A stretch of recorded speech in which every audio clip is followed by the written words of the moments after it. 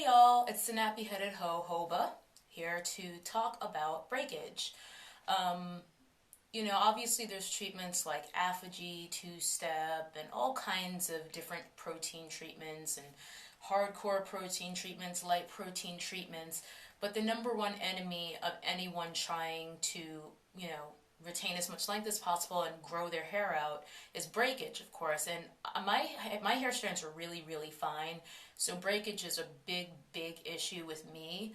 I know, just looking around on the internet, there's so many people who swear by things like henna, and they're like, oh, now that I started doing henna treatments, I don't have any more breakage. And for the longest time, I felt like there was something wrong with me because no matter what I tried, I could not get my hair to a point of zero breakage.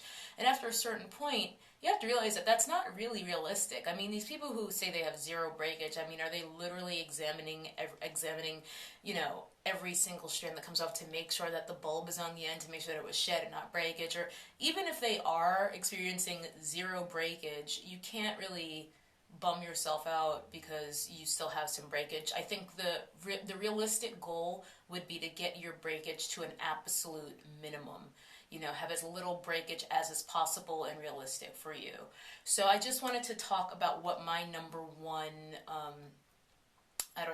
weapon against breakage has been. And it's not a product because, I'm always saying practices, not products. My number one practice has been eliminating friction as much as possible. And by eliminating friction on my hair, I'm able to eliminate breakage. Now, how do you eliminate friction? Protective styling, of course, if that's something that works for you and doesn't cause more problems than it solves. And even just in the daily manipulation of my hair, or actually, I shouldn't say daily because I make a point not to manipulate my hair on a daily basis because that increases friction. Increasing friction for me increases breakage because it's just that rubbing, it may seem like, oh, it's no big deal if I do that to my hair, but over the course of a hair strand's lifespan, that was hard to say, that adds up, that daily, like, oh, I'm just playing in my hair right now, it's not a big deal, and then you keep doing that every day, and over time, you're gonna have hair breaking off. So, even when it comes to applying my products, I try to avoid rubbing, really. And I'm going to show you guys, I'm not wearing my hair like this right now today, actually. I just took my mycelium plaits out that I was wearing all week, just clipped up, and I'm about to put it in a bun for this week because my ends were getting a little tangled, so I wanted to take them out. That's another story. So I'm going to be using my trusty Vatica oil, which I actually normally keep in this old container because in cooler temperatures, because it's coconut oil based, the Vatica oil can sometimes solidify when it's cooler. Today happens to be really hot here in LA, so it's liquid. But that's just a tip for any of you out there. If you happen to use Vatica oil like I do, and it's a pain in the ass, pain in the butt, when it's too cool to actually squeeze it out of this container. So usually what I do is if I have it already liquefied like this, I'll just squirt some in here, and that way I have some ready to go that I can dish out just like grease if I want to, whenever I want to apply some to my hair. And because I grew up using grease, I still sort of have that habit of wanting something that I can just kind of scoop out with my finger and apply to my hair. That's probably never going to change, even though I no longer use quote-unquote grease, but I like a product that is similar to that in my routine. So anyway, I'm going to take a little bit of oil here, and I'm just going to rub it on my hands, and rather than apply it in like the stroking motion that I see most people doing to apply their products because it's the most natural and logical way to apply something, I make an effort and a point to apply it. Let me just take a piece of hair here to maybe. What I would do is hold the end and then just sort of squeeze. And that just sort of reduces that rubbing and that friction against my hair strands when I'm applying my product. Because as I said in my video about what does protective styling mean to you, the last one that I did, everything you do to your hair damages it. everything you do to it damages it. So it's really a question of making sure that the benefit of what you're doing to it outweighs the damage you're doing in that process.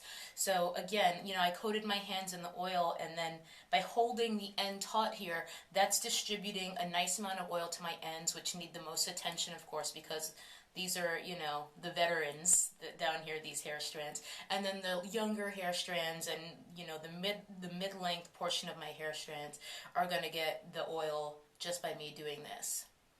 And then I would just move on to another section. So, I don't know, my hair might be looking kind of wild now because I yanked on it and tugged it out of the length. But it doesn't really matter because I'm about to pull it back once I finish this video. So, let me just make sure I got to all of the points I wanted to make about eliminating friction. Oh, I didn't actually. I'm glad I wrote notes here. Going back to the point about eliminating friction within protective styling, I think another big thing for me has been kind of nixing the use of hair ties or anything that I have to rub against my hair to put a style. So if I'm doing a bun, I'm more likely to take one of my twists or something and use that to wrap it around the base of my bun, or figure out a way to do the bun without using a hair tie some other way, because the hair tie, the pulling it off, even though I, have tried the ouchless ones, I've tried using, just nylons, which is really popular, that still was pulling out strands of hair when I would, maybe my hair is just that fine and fragile or whatever, and maybe your hair can tolerate it, but it wasn't worth it to me just to do a bun if I'm still going to be yanking out and breaking hair strands every time I take the bun down. So I've learned to use hair sticks. I use hair pins instead of bobby pins. Hair pins, I know the term hairpin and bobby pin are often used interchangeably, but they're actually two different things. Bobby pins are the ones that have a flat side and then the sort of alligator teeth side, and they're closed. A lot of people have to put them on their teeth to open it, but that kind of creeps me out, so I just open it with my fingers if I am going to use a bobby pin. But more than likely, instead of using a bobby pin altogether, I'll just use a hairpin, which are the open ones that are just sort of shaped like this. I should have brought some with me to show you, but I just did this video spur of the moment and just grabbed my Batika oil and set this thing up. But anyway, that's really all I wanted to say. Think about eliminating friction in all aspects of your hair care routine, from, washing to conditioning to styling. Anything you can do to eliminate rubbing of your hair against other surfaces is going to help you eliminate your breakage, or at least reduce your breakage significantly.